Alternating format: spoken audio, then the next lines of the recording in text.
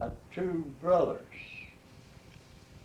and I had, let me see now, two sisters. And of course I was the eldest and supposed to have more sense than the rest. I don't know whether I had or not. But I know one thing, that we were all up to some kinds of tricks. And I teased my sisters quite a bit.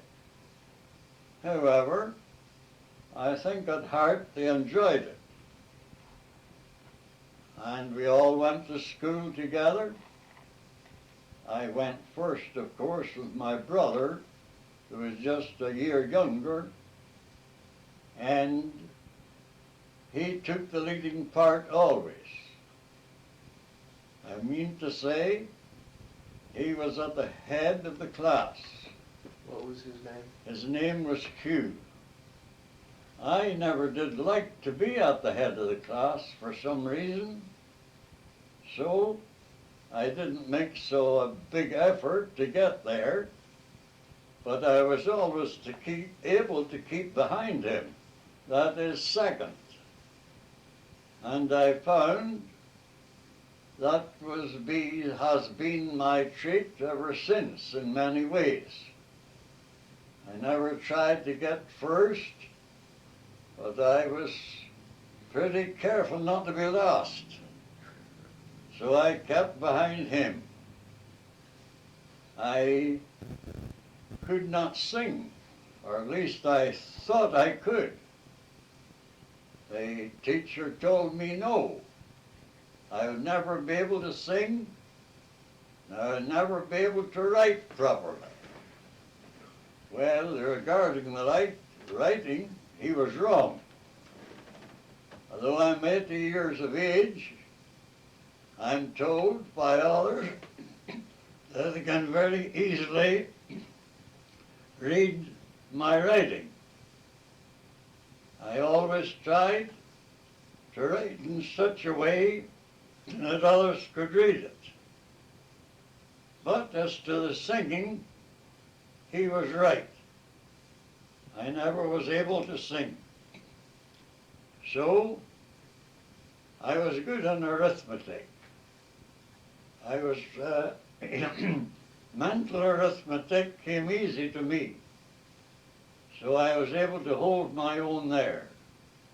However, I was careful to see that my brother still kept to the head of the class. However, we had many other interests. We played at home. In fact, everything was a family affair at that time. You kept within your own lines, your own home, and had plenty to occupy your time there. The farm was rather small. It could hardly be called a farm. It was more like a home garden. I helped my grandfather while he was alive to grow the potatoes, the cabbage, and all the rest of the vegetables which we consumed ourselves. We had, of course, always 2 cows. That meant that we looked after the cows and always had milk. In those days, you made your own butter. After the milk was collected in a crock for about a week, then it was emptied into a churn. And we had to churn for almost an hour. Then the butter appeared. Then my mother took over, got the butter out, and prepared it. Of course, she also looked after the food, and she could prepare good food. She made soda farls, all other kinds of bread, afraid that it's rather difficult to find today. What was your mother and father's name? My mother's name was Margaret. Her maiden name was Margaret McCracken. My father's name was Andra Ruddock. In those days, there was no such thing as Margaret and Andra. It was always Mr. and Mrs. That's the way that everyone addressed them, especially younger people. Those were the days also when children were supposed to be seen and not heard.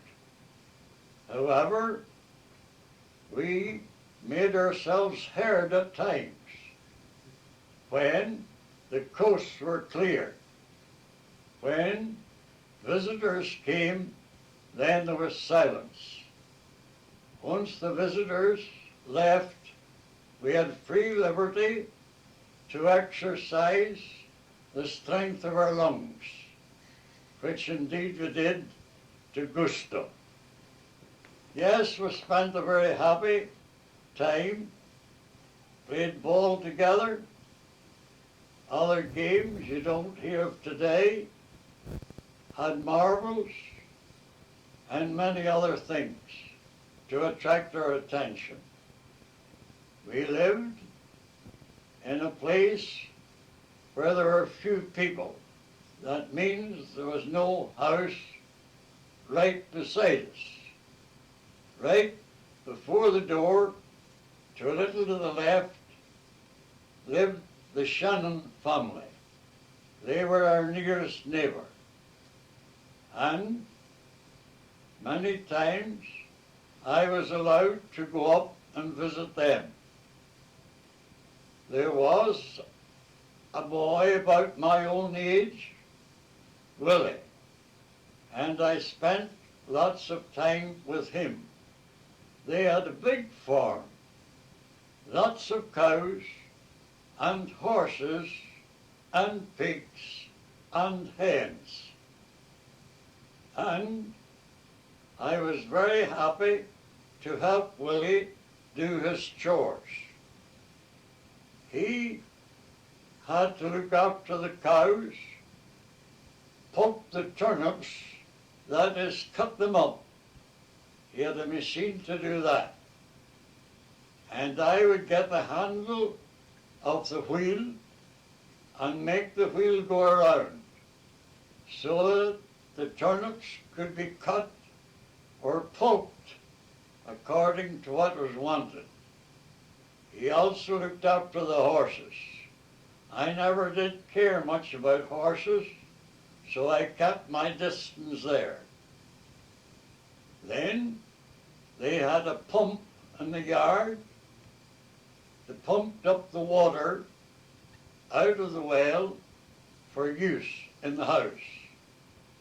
Now in those days, as well as the big, good living room, which was called a parlor, where all visitors were taken, a kitchen was a place where the work was done. There was an open fire. Coals were used. And it was necessary to blow up the fire. Hand bellows were used for that. And many times I sat blowing up the fire. Big pot of potatoes would be on. If they were for home use, there'd be a special kind.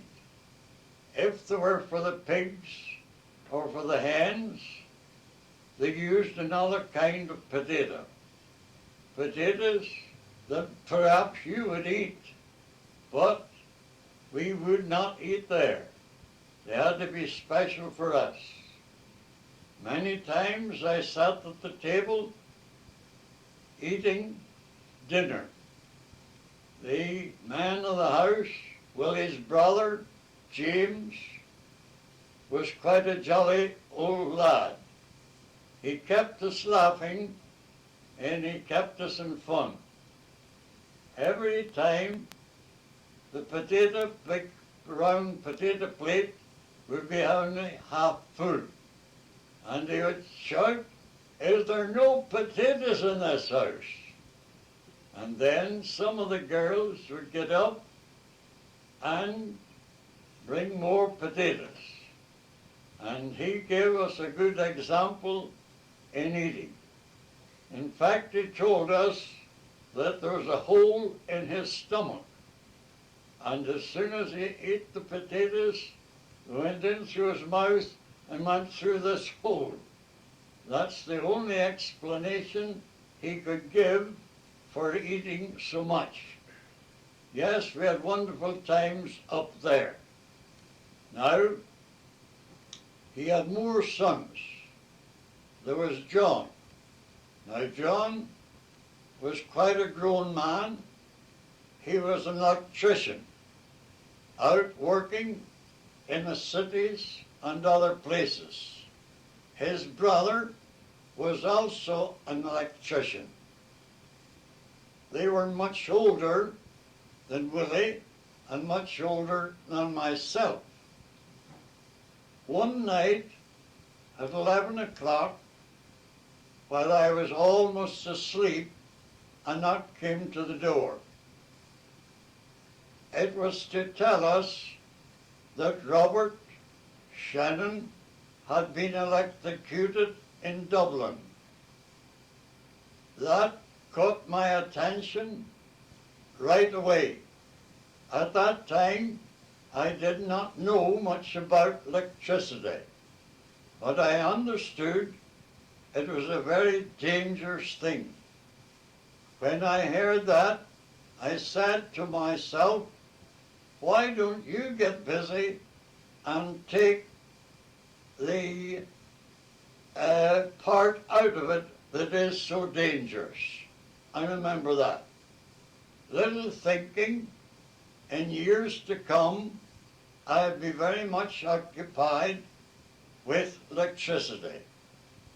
However, we had other neighbors around us, and perhaps I've said before, the Fergusons also lived to the right of us. That was where Harry Ferguson was born, of tractor fame. I think I mentioned that before. However, he had brothers a little younger than himself that we ran about with, we went to school with. However, we were not allowed to stay very long in their presence, as they were supposed to be rather wild and got into trouble many times. So we were taught to keep away from trouble. So we were not permitted to be much in their company. However, that could not be avoided. And when we got together, there was always some fun. And on one occasion, while we were out gathering potatoes, potato season came along, and we young boys went to help the farmers around us.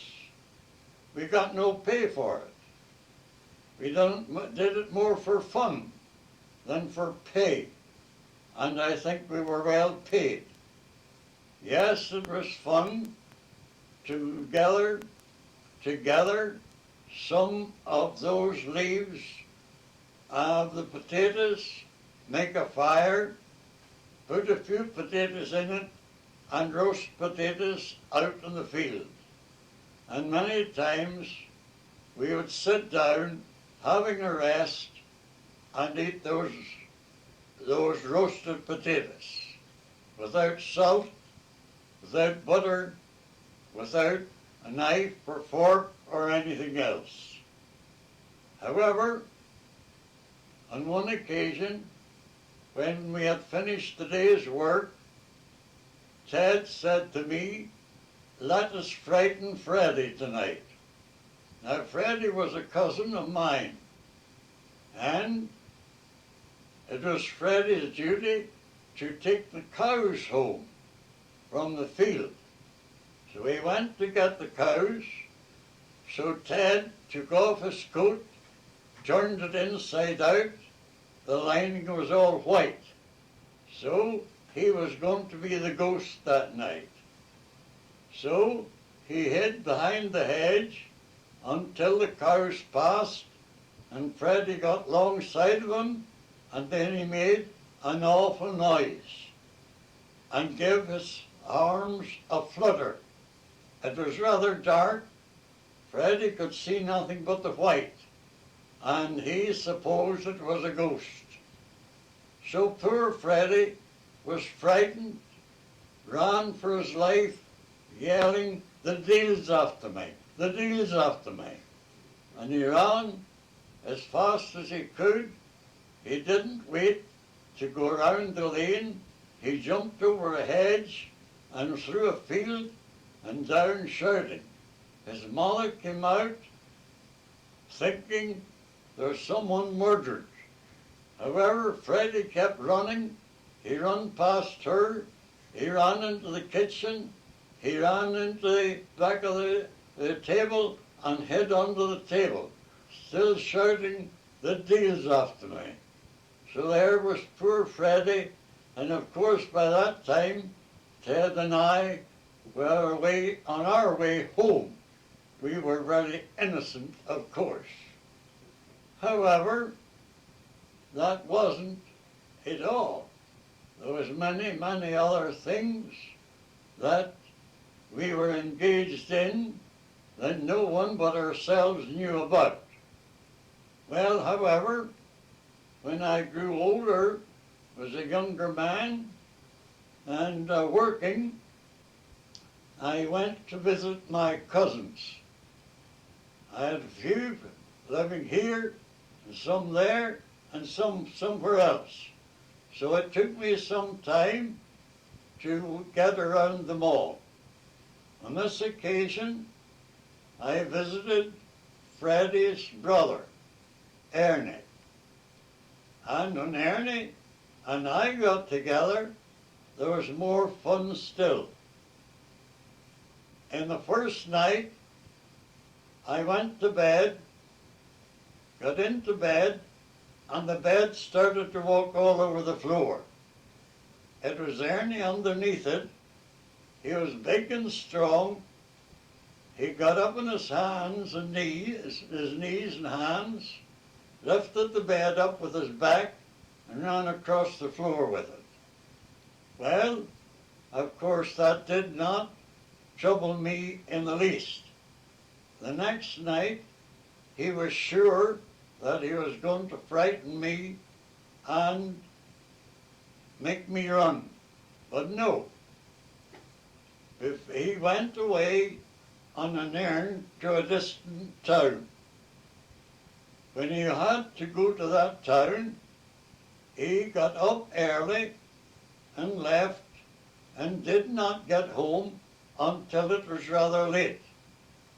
While he was away, I left that house, my aunt's, and went to visit another cousin. Ernie, of course, did not know this, and in the meantime, a lady came to visit my aunt. She was quite a character. She was an old maid, and rather peculiar in her ways. She was a great walker, but very, very slow. Once I had to walk with her, and it was pain and agony for me. She walked so slow. However, she always got where she wanted to go, and on this occasion she wanted to come to my aunt's, and right enough she got there, rather late in the evening. My aunt put her into the bed that I had been using along with Ernie the night before. And my aunt intended to sit up and tell Ernie to take another room. But she went to sleep. So when Ernie came home, he didn't know. He thought I was there as usual. So this was the night that he was going to really frighten me. So he slipped up the stairs. He opened the door easily. He gave one spring and he landed what he thought was on the top of me. But instead of it being me, it was Arabella. And when he got onto the top of her, there was a yell, murder, murder, murder. And I don't know who was frightened the most, whether it was Arabella or whether it was Ernie. For Ernie got his hands in her hair, and he thought that it was me, of course. But getting his hands in her hair, he didn't know what to think nor what to do. So he shouted too. He was as frightened as she was. And his mother came running in, and what a scene that was. She had forgotten to keep awake to tell Ernie not to go in that room to look for another bed.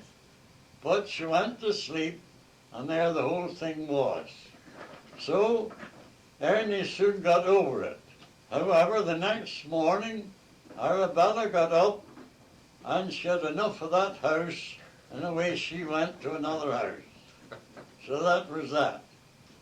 So that was part of my life when I was rather young. However, after living there for some time, did I mention? Yes, I mentioned before that because of my father's health, we moved to another place, Ballagarian, near Fryland. I think I've told you about that already. You Then- just started to, yeah. Then, after leaving Fryland, we came back to our own old home in about 6 years.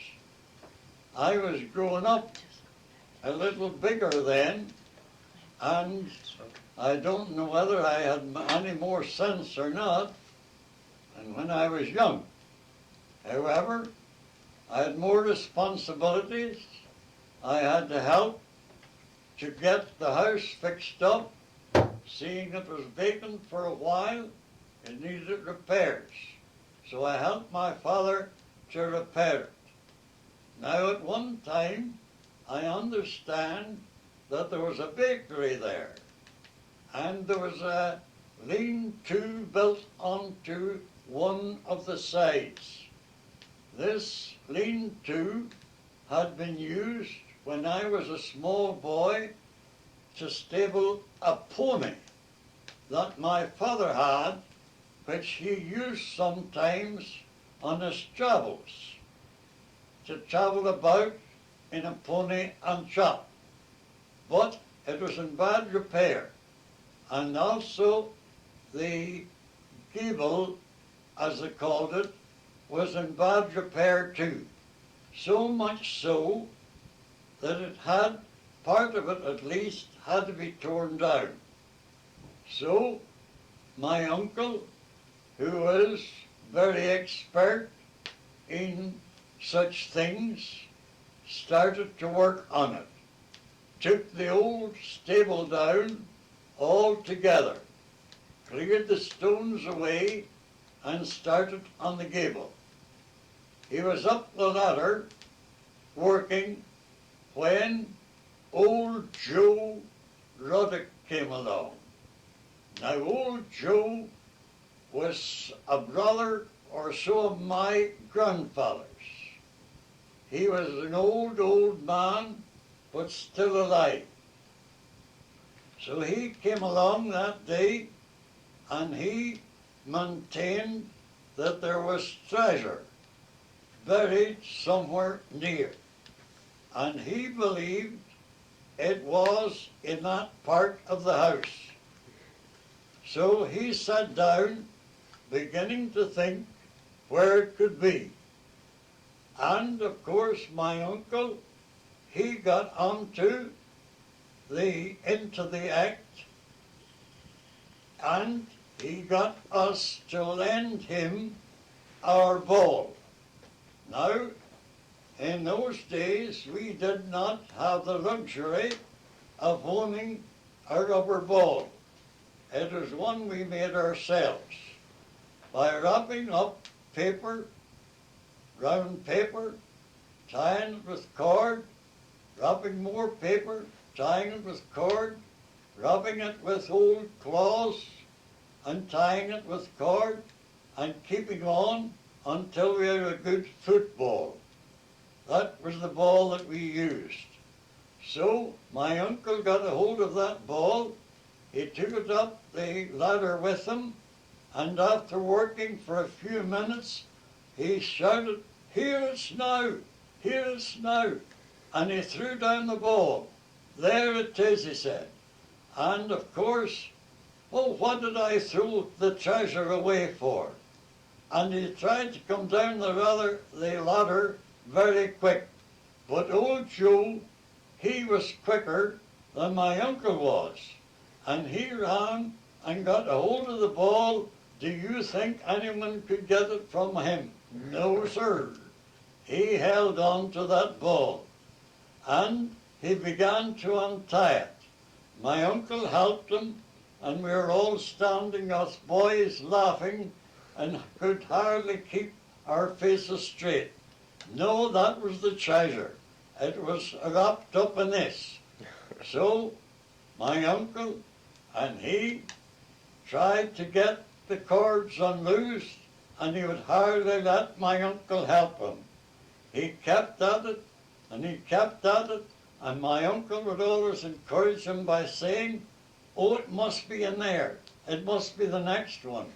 But he kept at it, and the poor old man spent all his afternoon unraveling that ball that, of course, we had made ourselves, thinking it was a treasure. But my, how sad he was when he came to the last cord and unraveled the last piece of paper and found nothing. My, but he was well taken in.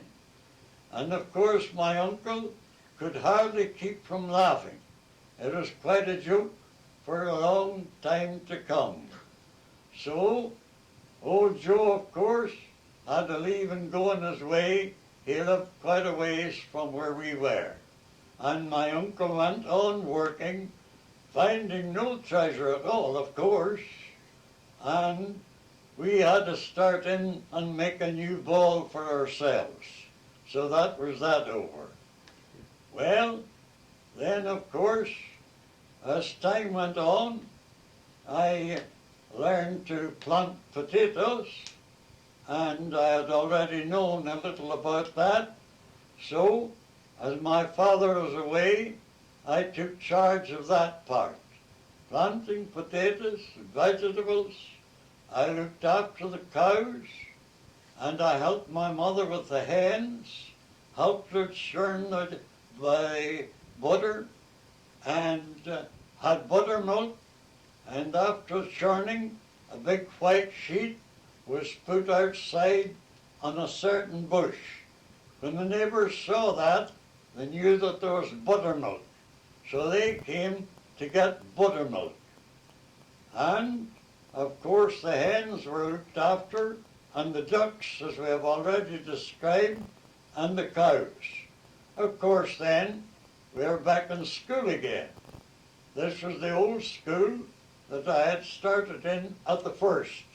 During the time that we were in Ballycorrin, we attended another school, and we had a 1.5 hours walk to get there. And of course, there was lots to see and lots to do. One day, I saved an old man's life. There was a place where people sat in the evenings. It was what was called a ditch there, which was really a kind of wall. built up, and a nice place was made to sit on. And this old man had the habit of coming down and sitting there in a cool afternoon. This day I was passing by there when I looked over and saw 2 feet. That's all I could see. I went over and saw this old man lying there with his head down and his feet up. He was blue in the face. He couldn't move. He was very heavy. I couldn't pull him up. But I looked around and I saw a man coming on a cycle. And I stopped him and I said, "Old Joe is lying here and I'm afraid he can't get up." So this man, by the name of George Bell, he got off the bike, he came over and he said, "He's almost dead. Help me to get him up." So he pulled and I pulled and we both pulled and eventually we got him up. But poor old soul, he couldn't move. And we had to work on him and practically carry him home, which fortunately was not very far away. So that old man owed his life to us at that time. Well, of course, you know, things come back to you at times. So a time came in my own life when I was also rescued from such a fate. When I was getting to be an old man, I got into a well in which I could not get out. I was drawing water from this well and my glasses fell in. Without thinking of my age, condition, or anything else, I took off my pants and my boots and I let myself into the well, thinking I could just put my hand down and bring the glasses up. However, I found it was deep. So before letting myself right into it, I thought I'd better see if I could get out. Did you think I could get out? No, I couldn't get out. There I was. I tried to get my toes in a place to pull myself up, but there was nothing solid. Until I stripped my toes and they were in raw flesh. Then I tried my knees. The same thing. The blood was running out of my knees then. I was beginning to get exhausted. I was shouting, but no one could hear me. It was a rather lonely place, and at last I was able to get my head up out of the well. Nothing more. I found a place where I could put my big toe. I put it into that hole and I pulled myself up, but I could get no further. Then I realized that there was nothing for me but to keep quiet, reserve my strength, and as long as my head was above water, I was all right. And I thought someone, sometime, will surely pass by so that I can cry for help. Well, pretty soon, 2 girls came along. They had a little baby with them, and I shouted, "Please, can you help me?" And I told them I couldn't get out and asked them if they would please go over and speak to the folk that lived in a house a little further on and tell them that I was in this well and I couldn't get out, I needed help. They said they would. Away they went. But back they came, telling me there was no one there. Then I said, "Do you see that other house? Tell them." Well, they went over and told the man that was there. I knew him, he knew me, and soon he came running over, and between him and the two girls that pulled me out of that well, I thanked them very much for it, of course, but still I didn't have my glasses. By that time it was dark, so I thought I'd wait till the morning, which I did. And in the morning, I did what I should have done at first. I got a rake and put it into the water, and the second try, up came my glasses. So I got glasses and all. However, that passed by. Now then, I will return to the time when, as I said, I helped to save that old man. Now then, I think I also gave you some information about that place and where we lived, and it was near Rough Private.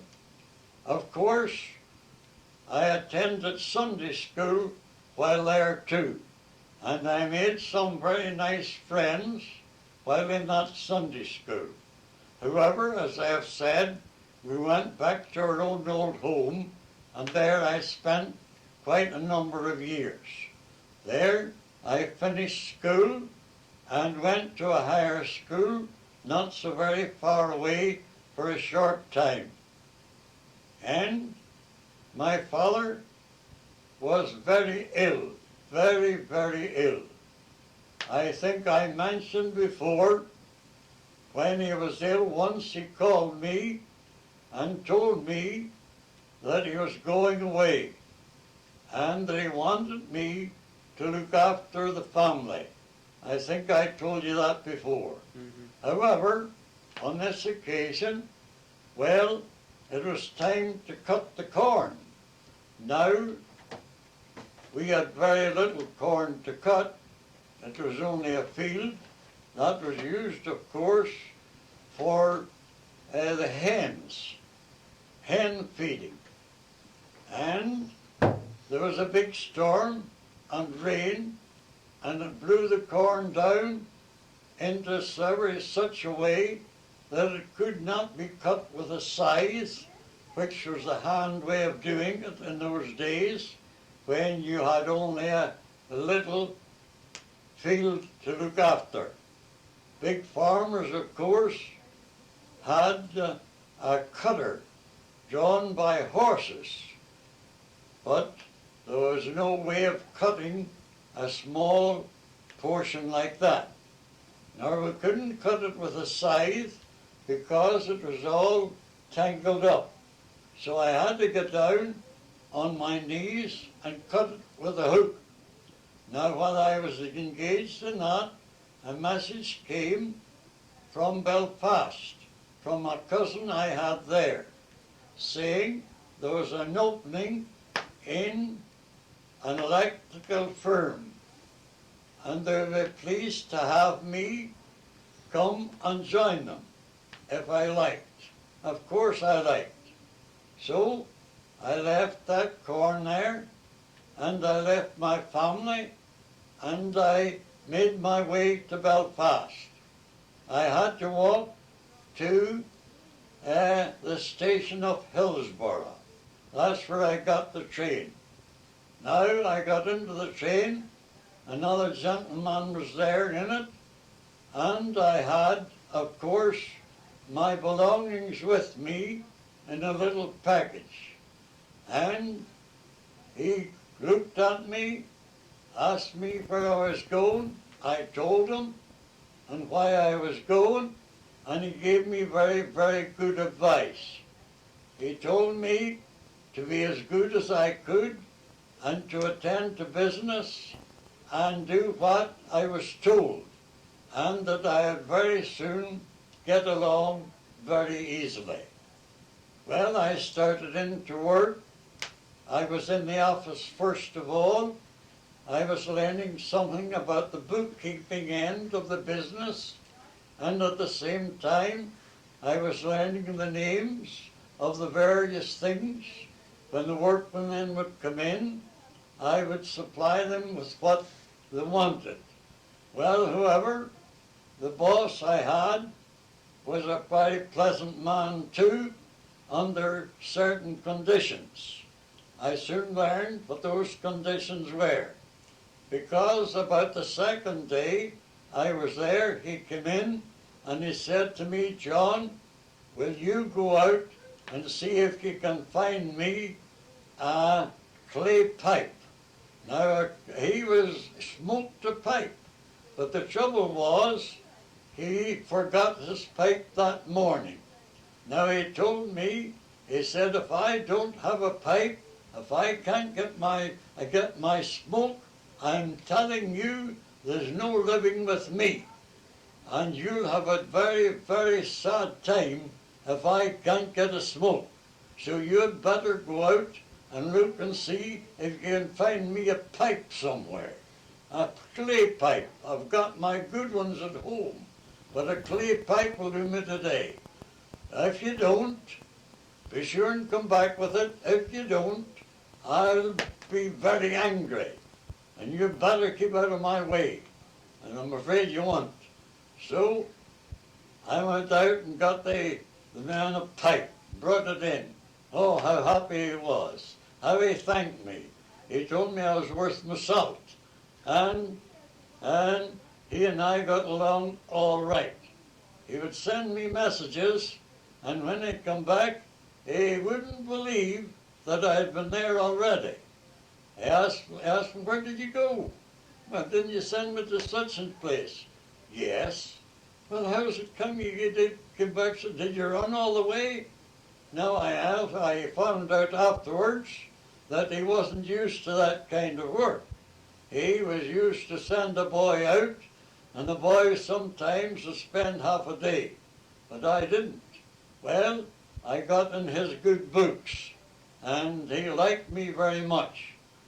The time went on. During that time, I had the privilege of attending the Belfast Technical School, and I thoroughly enjoyed myself there. I would attend that in the evenings.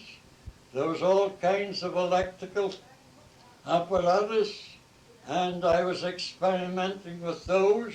I was learning, and did learn quite a lot there.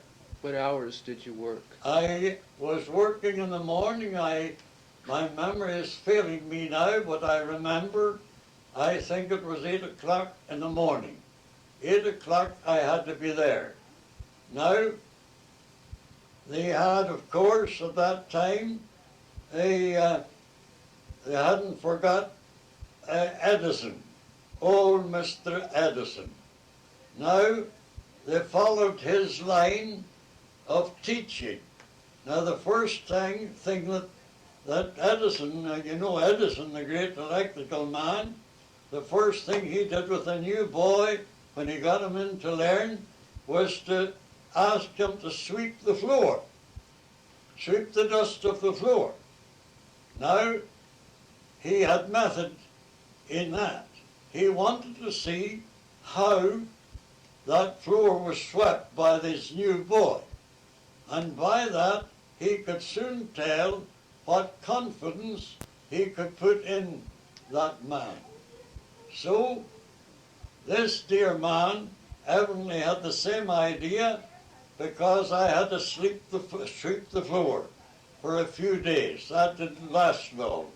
He saw that I could do it, wanted to do it, would do it, and did it to his satisfaction, and that's all he needed. Then, of course, a regular man would sweep it after that. However, the time came when they were starting up a new plant.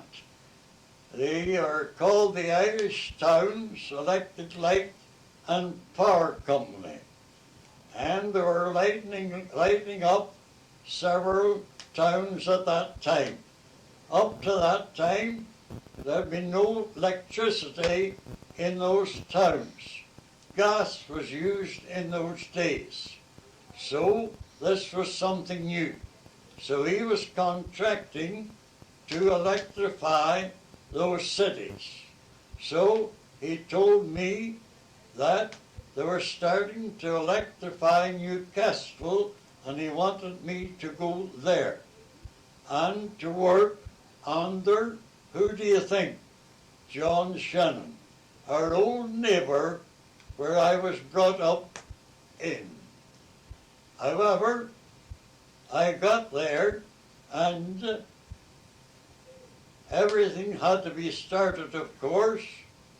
We found a place that we could live in, sleep in, and eat in. And we had some fun in that place too.